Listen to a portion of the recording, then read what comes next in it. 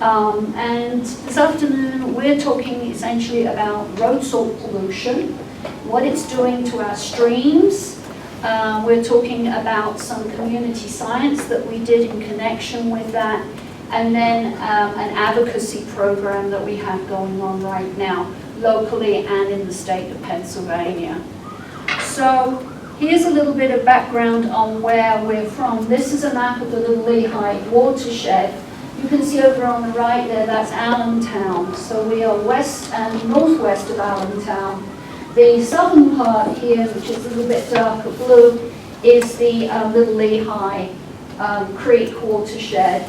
And then to the north, the lighter blue is Gordon Creek, which feeds into the Little Lehigh in Allentown just before it goes into the Lehigh. And our area has within it 19 different municipalities. We cover 2 counties, and we got a range of different types of land use, everything from mountains to the north and south, then quite a bit of agricultural land. And then as you come in towards Allentown, we have areas of industrial areas, warehouse areas, a lot of housing developments, and then we have pretty dense urban area in downtown Allentown. So this afternoon, I'm going to start out talking about the causes and impacts of road salt pollution, and then what our group has been doing to monitor that. A little bit about what you can do at home to reduce your impact on this. And then I'm going to hand over to Mary. She's going to talk about some best management practices for road salt pollution, and then what we've been doing in the Lehigh Valley, and then about our Pennsylvania Road Salt Action Project, which is a statewide project. And then we'll have time at the end for some questions. So first of all, causes and impacts of road salt pollution. If you take a look at this graph, what you're seeing here is a graph of the amount of road salt being put down over the past 50 years. And you can see during that time there's been a very, very steady increase. And at this point, we now have more than double the amount that we had back in 1975. Every year in the United States, about 15 to 32 million metric tons of road salt are used. So why do we have this increase? One of the biggest drivers is increased development. When we have more roads, more buildings with parking lots like these enormous warehouses that are going up around here, we have more impervious surfaces that need de-icing in the winter time. Another big driver that we hear about is fear of slips and falls. Everybody's worried about being sued. So that definitely causes more salt to be used. And there's also, we're hearing a changing expectations that's gone on over the last few years, where the public expects as soon as it snows, all the roads be black and clear of snow immediately. Everything needs to be cleared right away. It wasn't that way years ago. Now, the main chemicals that are used for de-icing are, first of all, sodium chloride. That's good old rock salt. That's really one of the biggest ones that's used. Magnesium chloride and calcium chloride. Notice they all contain chloride. These are the main ones. And chloride, unfortunately, it causes a lot of problems. This slide here shows it only takes 1 teaspoon of salt to permanently pollute 5 gallons of water. And here we've got a graph of like where the salt's coming from once it's put down. This graph, this study was done in New Hampshire, and what they found was about 50% of the salt is being put on parking lots.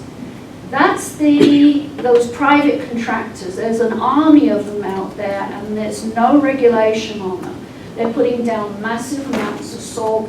on all of these parking lots and these warehouses, hospital buildings, schools, etc. Municipal roads, about 27%, and state roads are 9%.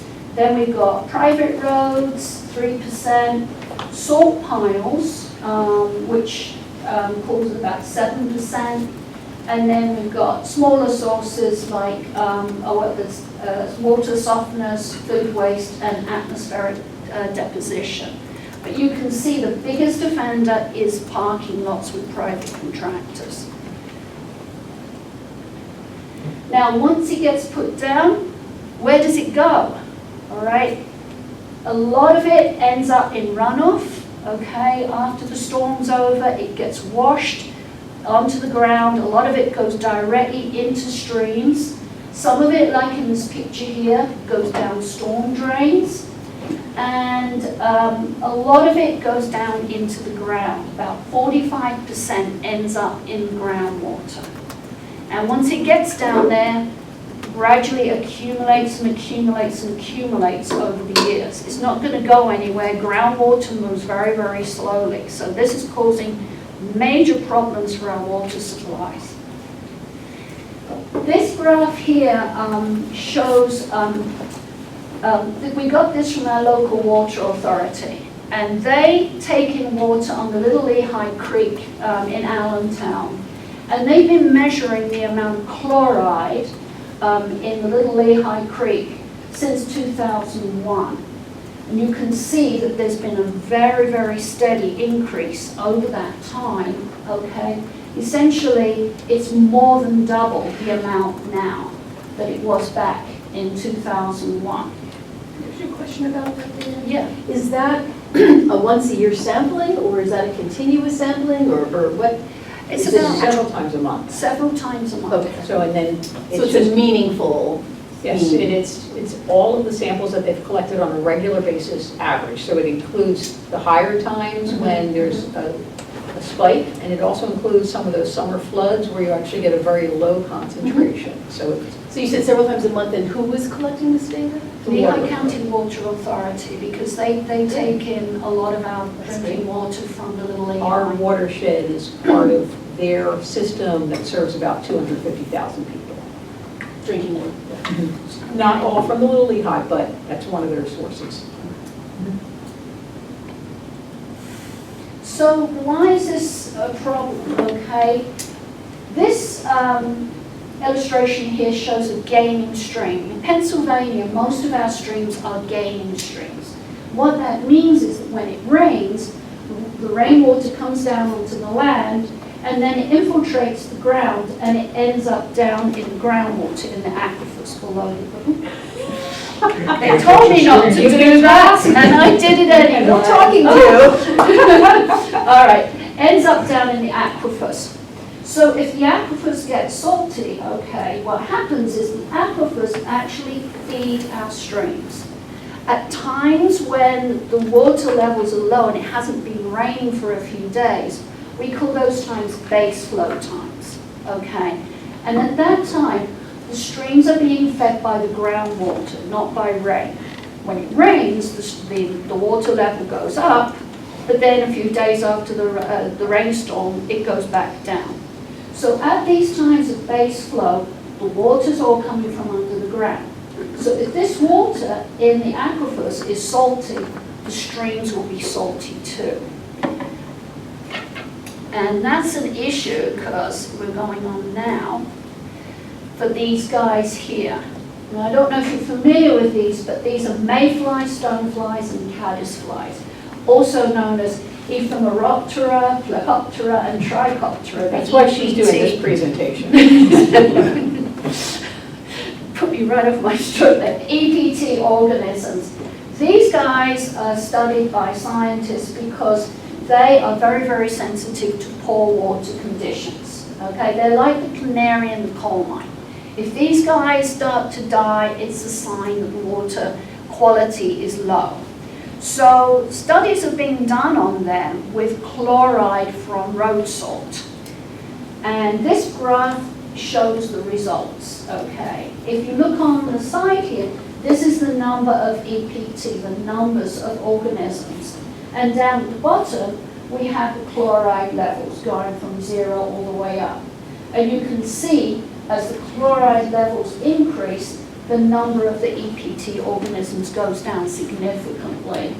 Somewhere around here, like between 40, 60, you see the numbers are going down a whole lot. Now this chart shows chloride toxicity levels. And if you look up the top here, you can see this is the US Environmental Protection Agency number of 230 milligrams a litre. But that goes back to 1988.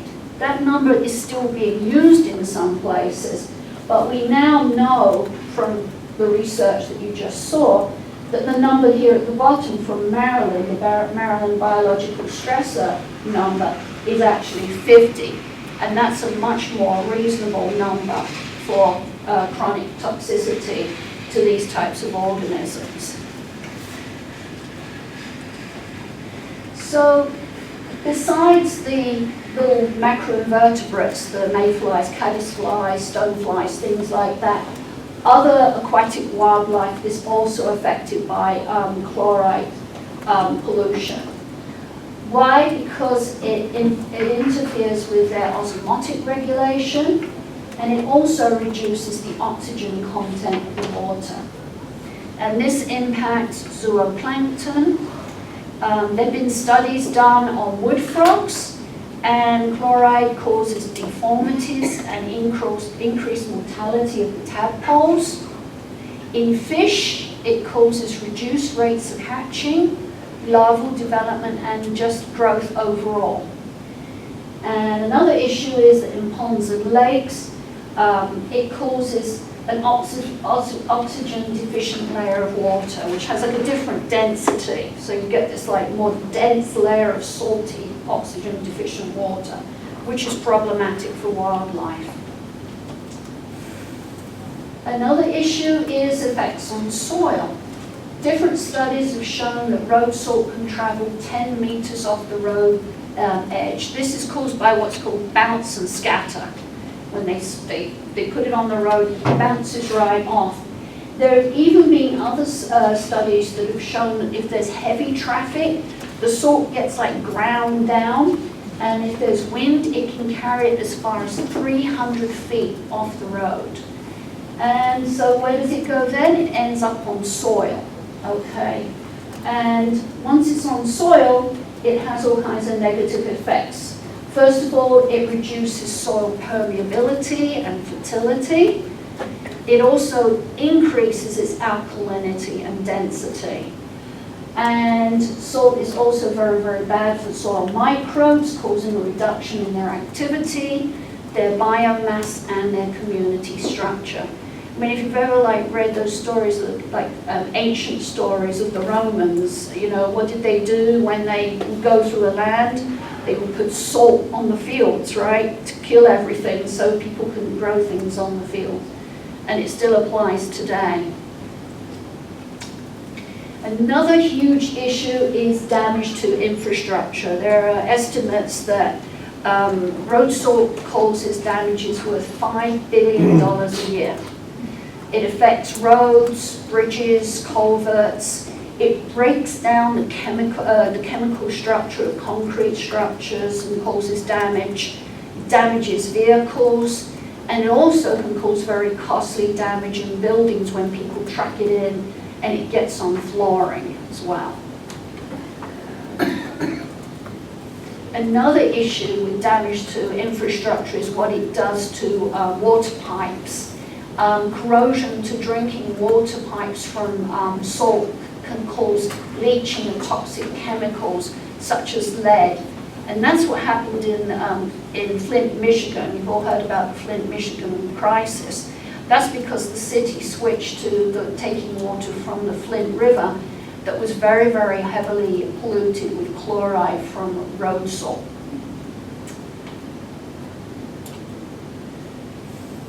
Now, a lot of people wonder about green infrastructure because we think of green infrastructure as being beneficial, taking bad things out of the, runoff, etc. Unfortunately, road salt is very damaging to green infrastructure, and green infrastructure does not help with mitigating it. That's because chloride particles are negatively charged and they're repelled by soil particles, so they pass very easily through the soil of green infrastructure. All they really do is slow it down, but they don't stop it. Besides that, the chloride damages the plants in green infrastructure, and it can reduce the ability of microorganisms to degrade and take other pollutants out of the water. And it also, if you have something like a riparian buffer, chloride degrades the soil, and so the riparian buffer is not as effective at stabilizing the soil. Another huge issue is health risks to humans. If you have hypertension like I do, you have to be very concerned about salt in your drinking water. Okay, we know the level of 20 milligrams a liter of sodium is dangerous for people with hypertension. And as we've already mentioned, the salt gets into our rivers and groundwater, which is where our drinking water is coming from. So if those levels are increasing, like we saw in the Lehigh River, that means that that water is becoming increasingly problematic to drink.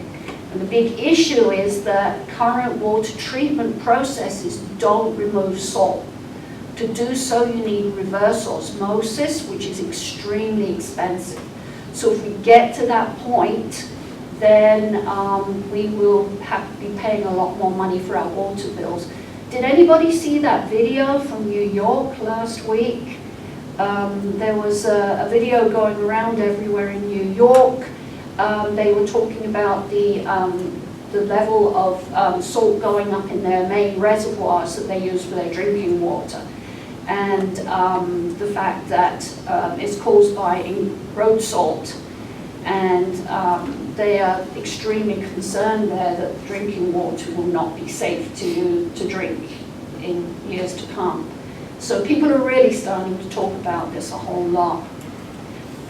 This graph here is from a little study I did myself. I work in downtown Allentown, and I just did a study of water. It wasn't softened or anything, just water from the tap, unsoftened water, drinking water in Allentown this winter. And you can see every day, these are the days I was at work, these are the weekends. This was a snow day, but the college is closed. All right, so but these are the days that I was able to work this winter, and these are the levels of chloride. I used chloride test strips that I found in tap water at work in Allentown. And every time there was a storm, after the storm, the number went up. Then it went, as you can see, went up, went down a little bit, another storm, went up more. You can kind of almost trace it. And that's that salt from the streets and everything getting swept into the stream. They take the water from the stream, not all of it, but that's just my little study in Allentown. Would chlorine have elevated these levels though? They do put chlorine in the water. This is specifically chloride. Yeah, this is chloride. Testing for I chlorine. know, that was my question. Does chlorine increase the chlorides? No, it shouldn't. No, this is just the chloride.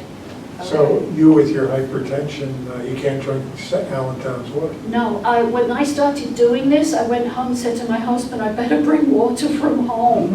Because I've tested my water at home and it's not as bad as this. Where I live, our water comes from deep wells that are outside the city. Right. But I stopped because I used to get water out of the fountain at work.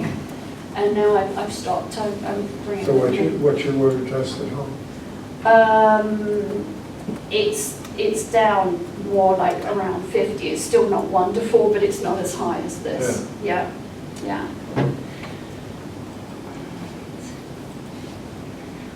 Okay, so our group found out about this issue of road salt 2 years ago, and we decided to see what's going on in the Lehigh Valley in our watershed.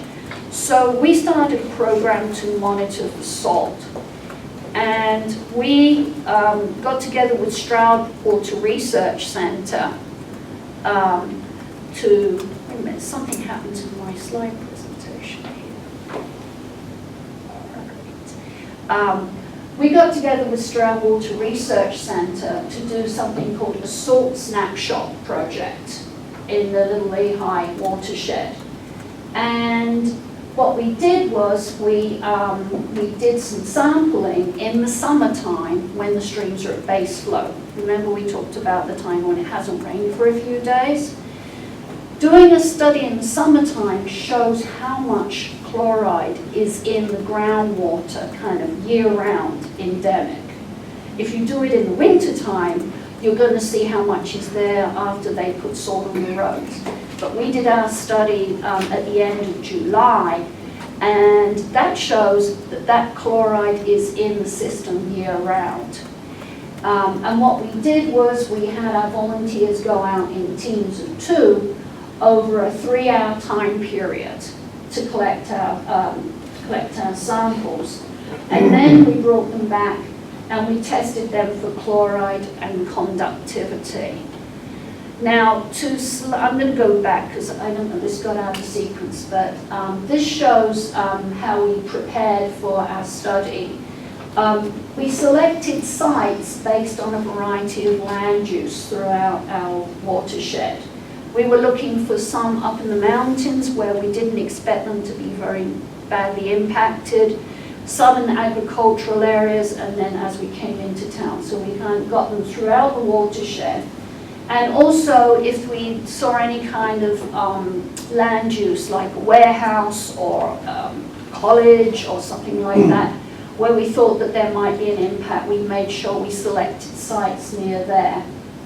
And we also selected sites like upstream and downstream, so you could see what it is before and after the impact of that. And then after we selected our sites, we went out and scouted our sites to make sure that they were places where we could safely collect water samples. We didn't want our volunteers going on to private property or anything like that. Pretty much nearly all of our sampling sites were actually at spots where roads go over streams, and our volunteers could go down and lower a bucket down and get their samples of water.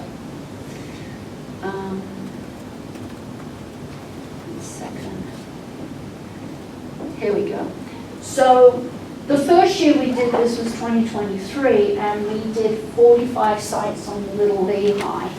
Then last year we also added the Jordan Creek with another 45 sites. So we did this over 2 separate days. As I say, we had 4 teams of 2 volunteers for about 3 hours. Here's somebody doing the bucket over the bridge method here. And this map here shows our findings. So remember, this is the Little Lehigh down here, the Jordan up here.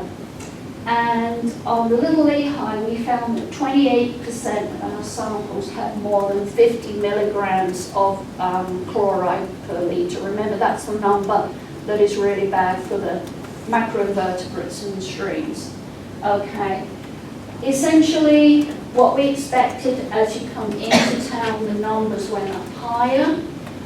Though we did find also, as we expected in the kind of warehouse district of the watershed, we were running into some higher numbers too. And then, as I say, as we come into Allentown.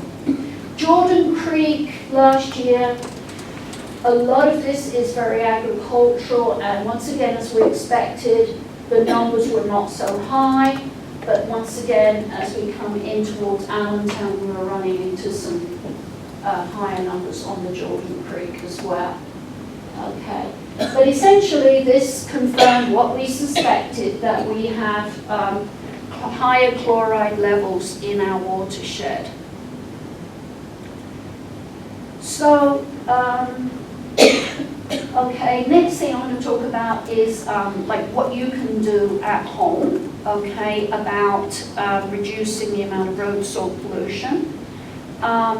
First of all, you want to shovel frequently so your snow doesn't turn to ice. Always shovel before you put salt down.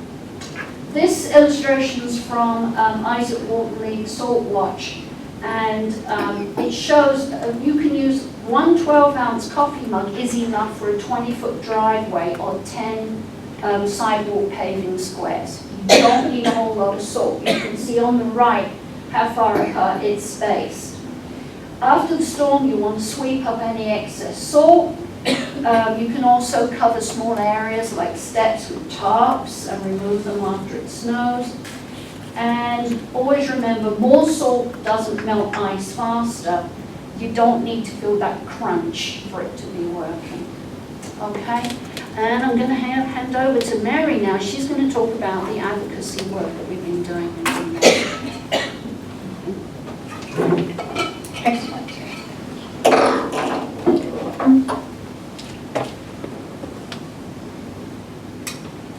Okay, so thank you to Jennifer for all her presentations there. We're going to, if you have questions, just hold them till the end and we'll circle back.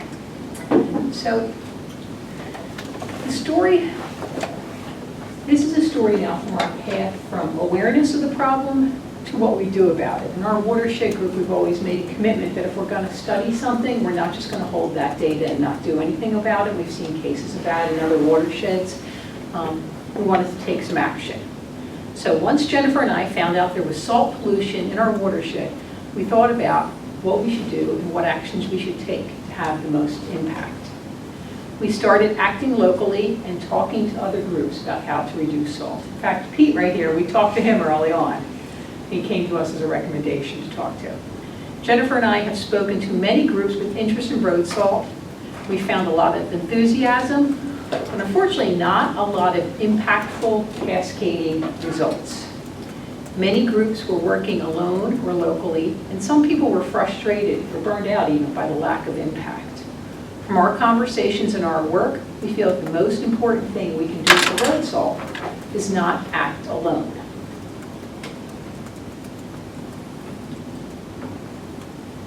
Like many of you, when we commit to a project, we educate ourselves and develop a plan of action. Our Lehigh Valley outreach targets winter salt users and public perception, and can reference to what you said. It's not just that municipalities put down more salt, it's the fact that the people are sort of demanding that the roads be cleared quickly. When we talk to a municipality, they'll say, we get calls all the time. You know, people are saying, why aren't you out here salting our roads? So it's not just road salt contractors, but we have to work on public perception. We started our outreach with townships where we had contacts with the staff. We developed sets of presentations and took them to community groups and other watershed groups, and are now working on school and faith-based groups.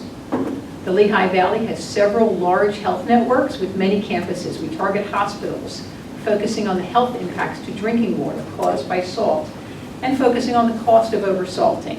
Two examples I heard from one of our watershed group allies at Abington Hospital in Montgomery County. They actually stopped serving water to their patients for a few days over the course of the winter because they realized the sodium concentration in their water at the hospital was more than they should be giving to their patients.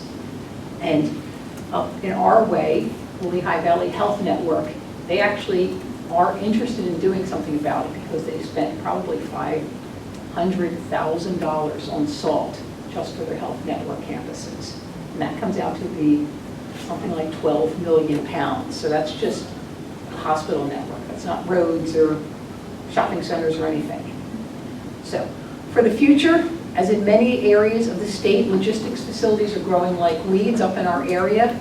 We're working on our contacts, but likely facility management will be a multi-year effort. That's the hardest one. We feel like if we talk to college campuses, we have interested student bodies who are willing to advocate. If we talk to the hospitals, there's sort of a hook there.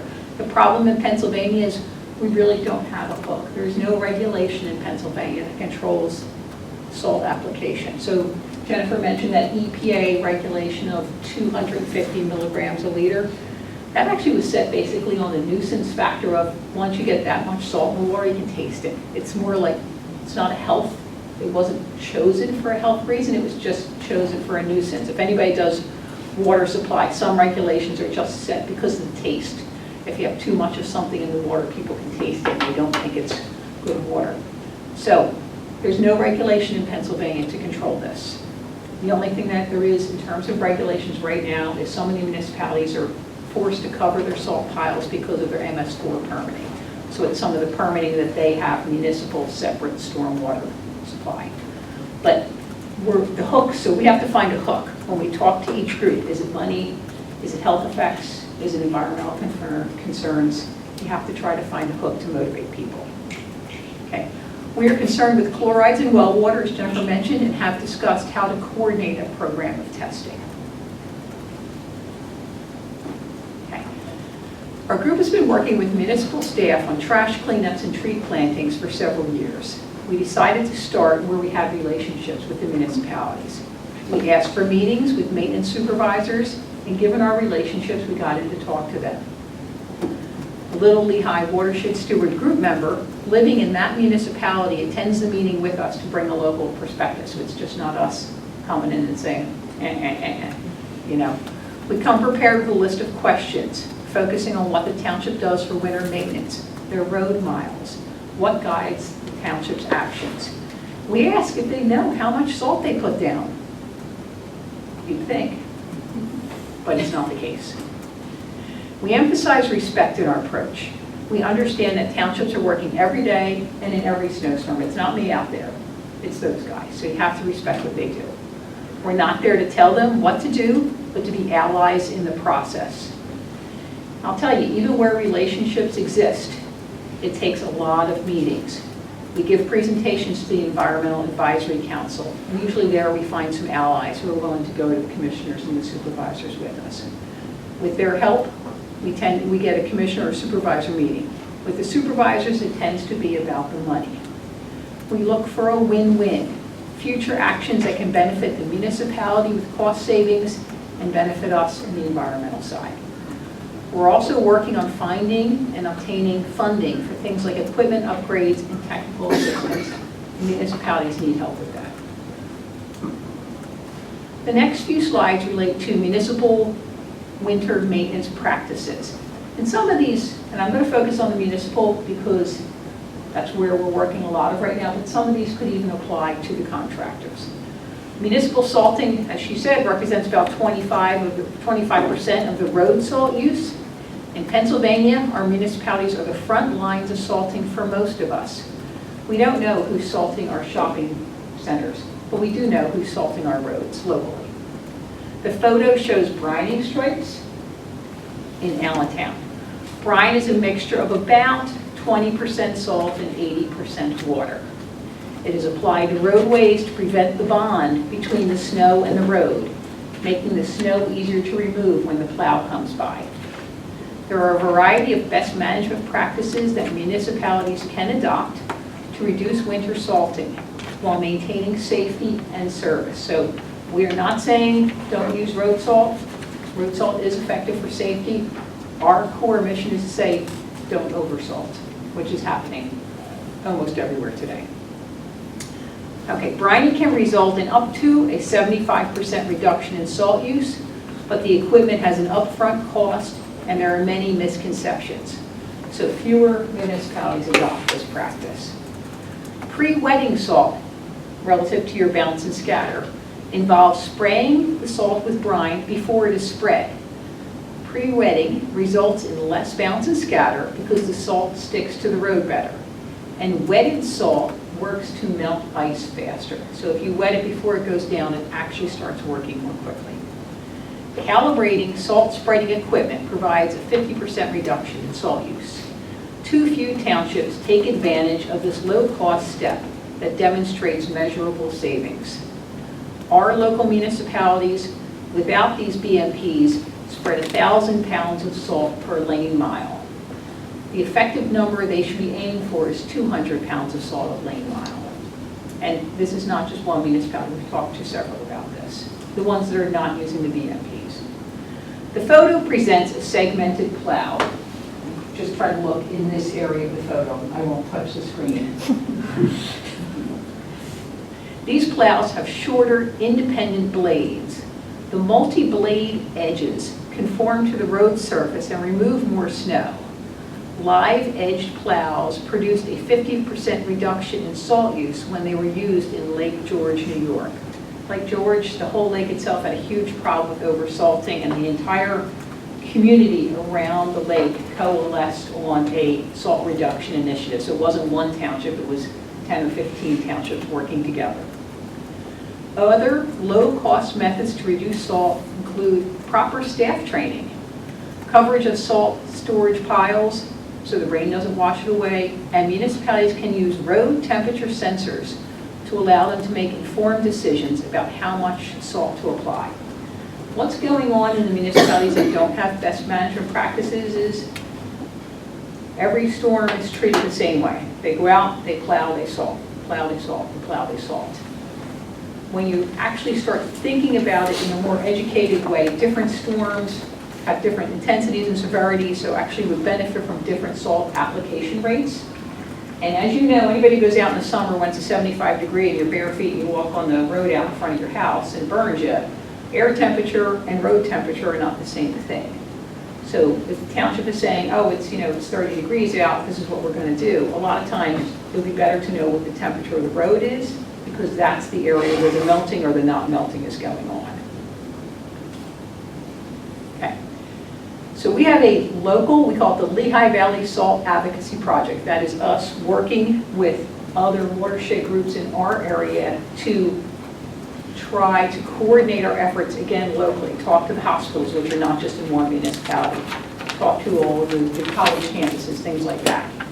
And when we've done our presentations, what we've learned is you got to meet your audience where they're at. The difference in the size of the local governments affects all aspects of their operations, from salting, training, equipment, and oversight. Salisbury, where I live, is one of the smaller townships, while Allentown, which is immediately right next to Salisbury, has 10 times the population. These two winter maintenance teams have completely different approaches and different money resources to handle the snow. Also, community groups, if you're talking to them, they have different interests and understandings. We adjust our focus. We have met with groups who have no idea that salt is an issue. We talked to a canoe and a kayak club, water users. They came out of it going, wow, salt's a problem. They didn't know. See, you just can't expect people to know. You have to approach it from where they're at. So be prepared to start a talk with the very basics.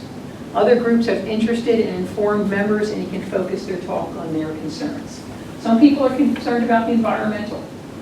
Again, sometimes we talk about the drinking water. Fishing, for the outdoorsman, fishing might be the idea, the interest. Pets, people, my dog even walking on our neighborhood streets this year, the salting was like, she was kind of walking like, I don't know, she was on a hot beach. So, as we've worked on this problem, we've done a lot of research and have talked to people from at least 25 groups who have also been working on this problem in the state. We found out that so far in Pennsylvania, there hasn't been a lot of success in reducing excess salting. We think one of the reasons is that people have been working in isolation and there hasn't been a coordinated effort to pool expertise, skills, and resources. So what we are trying to do now is to get things moving with a statewide project. We call the project the Pennsylvania Road Salt Action Working Group. It's a working group. For a local group, take us starting this effort, the education, the slide decks, the outreach is a big time investment. Even with the investment, the impacts are only felt locally. It got us thinking, how do we help others benefit from all the work that we've done? How do we not make other people recreate the wheel? Because again, we start working on this, we create slide decks, we do research, another group works on it in another place. They feel like they have to start from scratch again. Okay?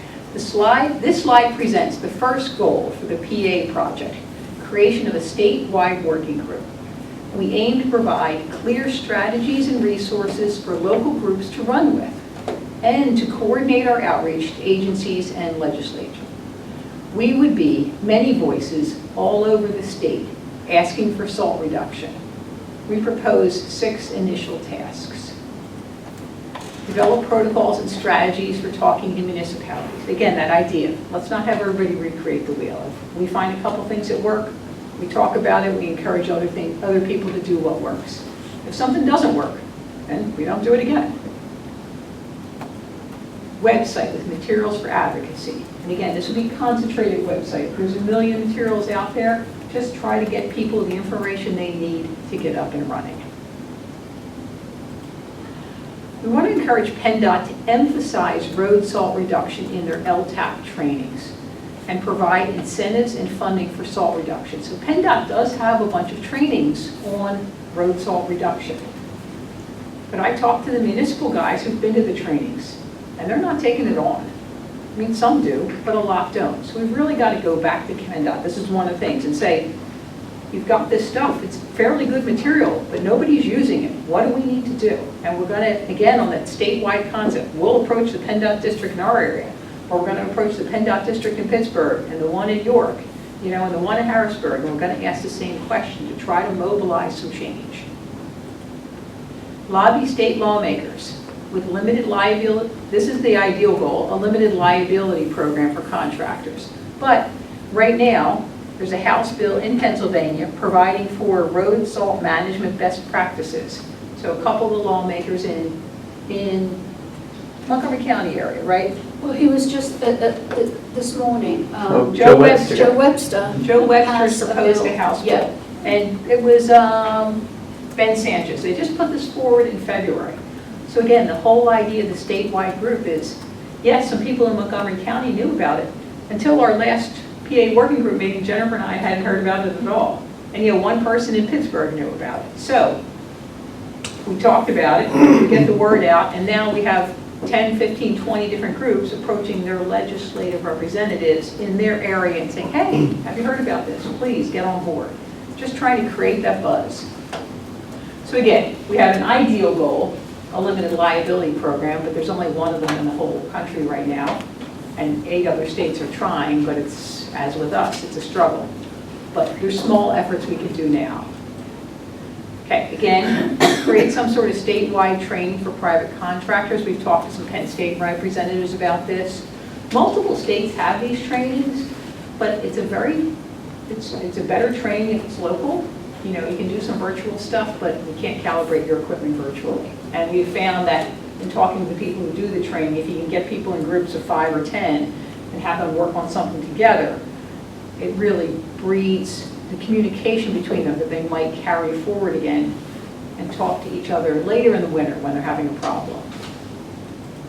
And then find sources of grant money, again, to help the municipalities with equipment upgrades and assistance. So these are the ideal goals. Some of it's pie in the sky, it's not all going to happen this year, but we've got some goals and we're starting now. Okay, let's take a minute just to expand on the idea of creating central resources. Changing salting practices statewide will take thousands of conversations, easily 10,000 conversations. There's 2,500 municipalities in Pennsylvania. Every one of them does their own thing. So right there, just to try to change that 25% of the pie that's municipalities would be 10,000 conversations. We can't fool ourselves about this, but we're working on it. So let's see, local advocacy is critical, and we need more people working at it. So again, the whole idea is to make this simple for local people who want to do it to move. Okay, the volume of information is overwhelming. And our idea is to narrow the information down to a few dozen documents to give individuals and groups a manageable starting point for their outreach. If they want additional references, we can provide them.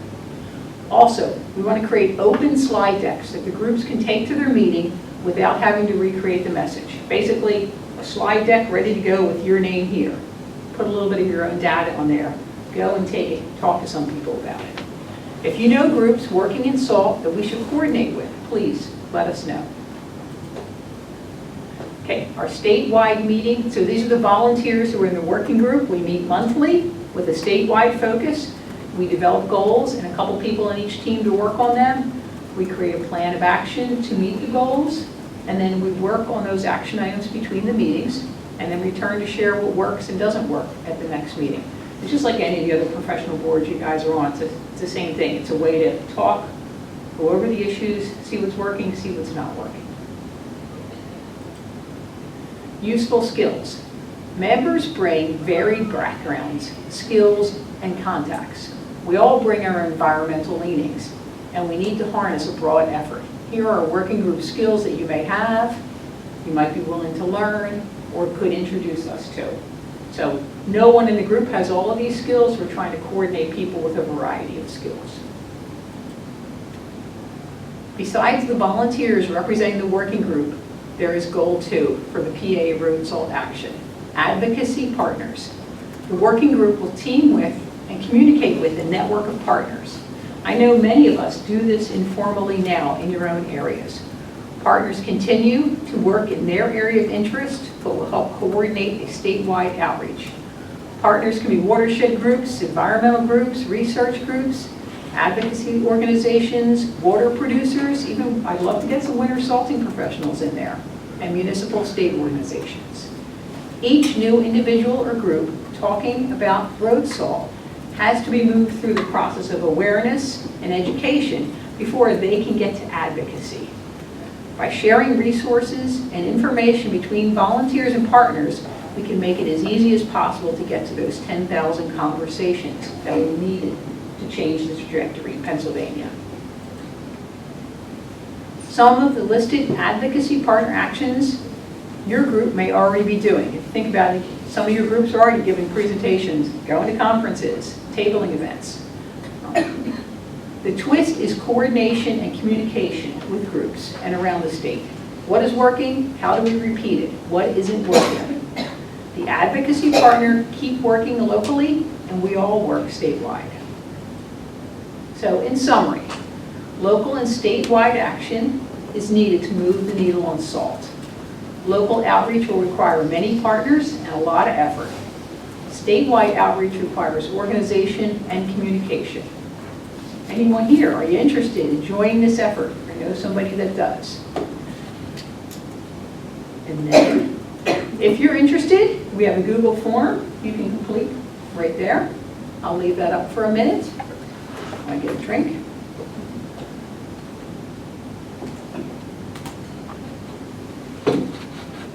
Our next meeting is in late April, and feel free to complete that form while we're taking some questions.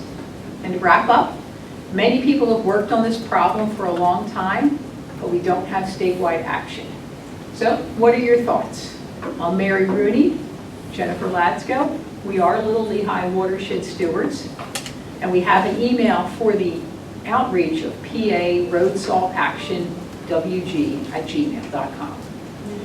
The QR code on this website is the temporary road salt page that we're hosting on our Little Lehigh Watershed Stewards website. So, any questions, ideas, something you guys are doing already? Go ahead.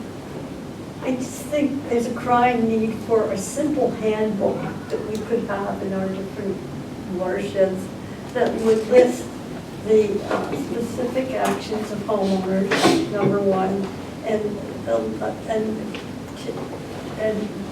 secondly, for the municipalities, like your idea about this, the plow blades and the different types of equipment. I've never even heard of these things before. It would just be neat to just have an access to resources that we could give to our people that would be, you know. That is definitely a goal. I have created. Just a simple sheet with the major. We do have something already. We have our PDF document on our website. Is it possible to bring it up, Marion, here? We have it's called Deep Dive into Salt Pollution, I think. And it's a pretty long document. I put it together in PDF form. And it basically has all the basic information that somebody would need to be able to talk about this in an informed way. So if we can get into that, we can show you where that is, and it's on our website already. But we'll make sure that we have more of those types of things on, when we get that's on our Little Lehigh Watershed website. But when we get our Pennsylvania Road Salt website together, because we're very new right now, we will make sure that we have that there, okay? I actually I'll show have, it to you. and I have an Excel spreadsheet that I've created, because I've actually reached out to multiple hospitals and had meetings, and even up to the COO level. Yeah, it's not going to do it. It's like, check your phone. Do you have a phone number for your organization? I can just, I'm not going to give you, we have the email out there. I can't see. Okay. Hold on a minute. I have cards. Oh, super. Thank you. Thank you so much. You don't have a phone number, because it's all our houses. That's okay. Oh, yeah, if anybody else wants it, I have cards here with our QR code on. So littlelehigh.org is our, that's the easy one to remember, littlelehigh.org. And then there's a couple SALT pages on there. So, go ahead. Well, I just tried the QR code, they said it was deactivated, but that's what came up when I tried it. But in any case, you're talking about other efforts that are being done. So we've talked before, by the way, at Carol Armstrong, we talked with David Bressler, do you remember the discussion we had? So one of the aspects of improving salt usage by municipalities is to collect data first. And I don't know if you remember Phil Sexton, who has WIT advisors, who helps municipalities do this.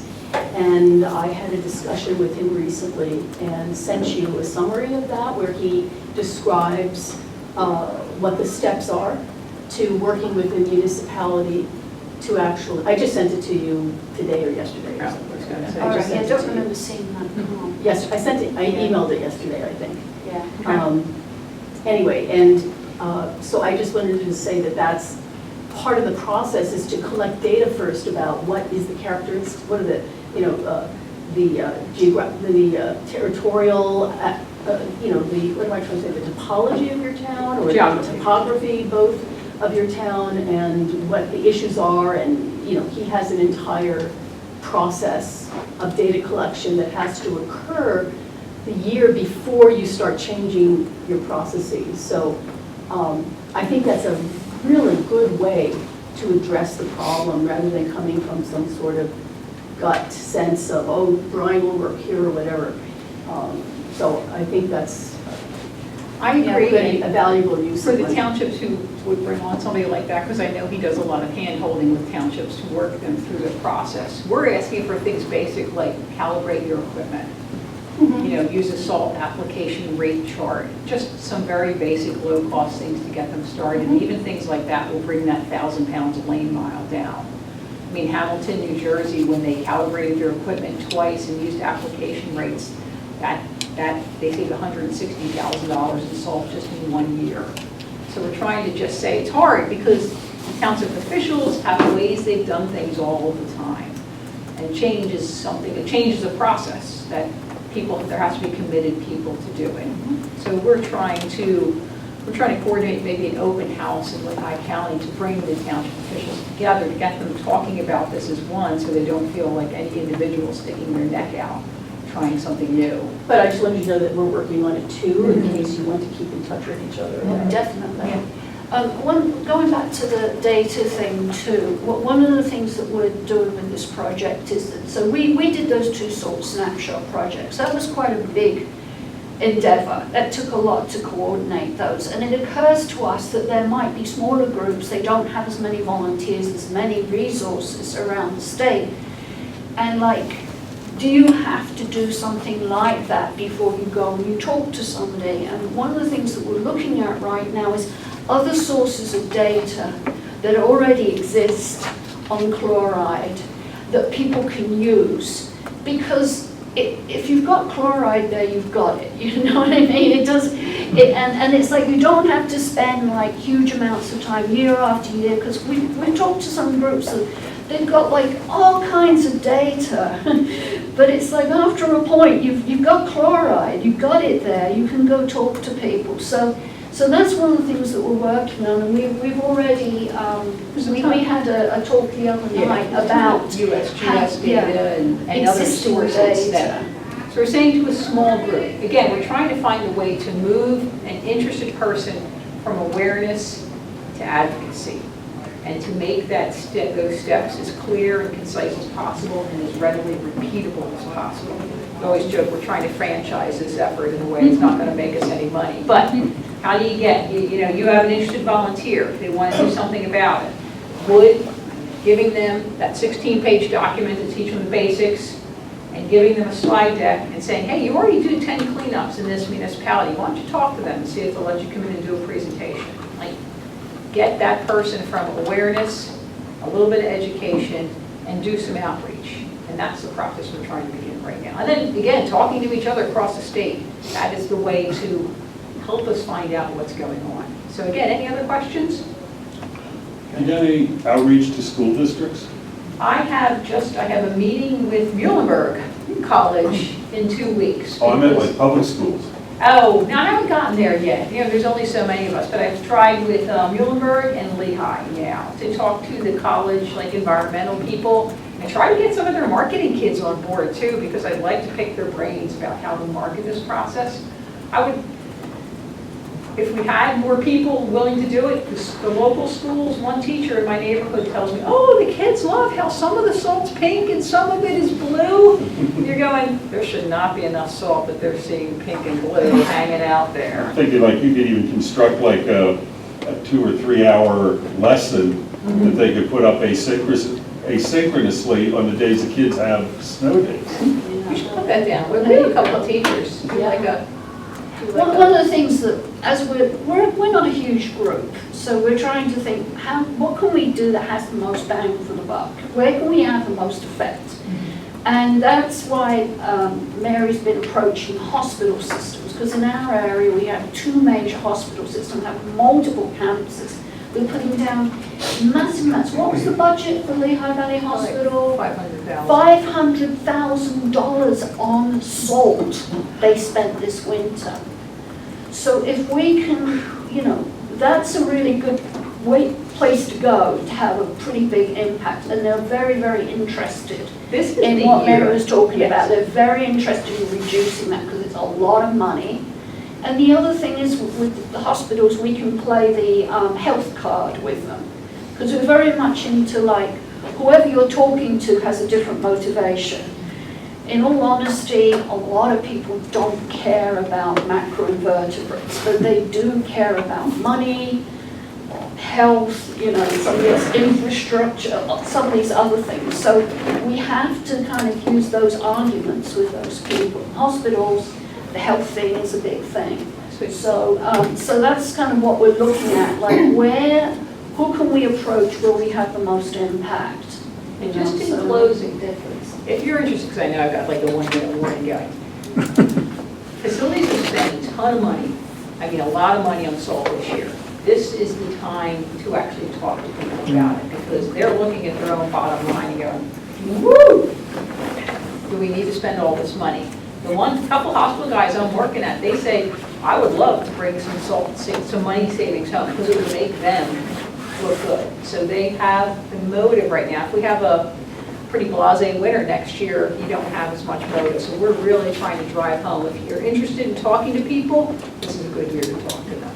Yeah. We had townships run out of salt this year. That's how extreme it was. Thank you very much. Yes.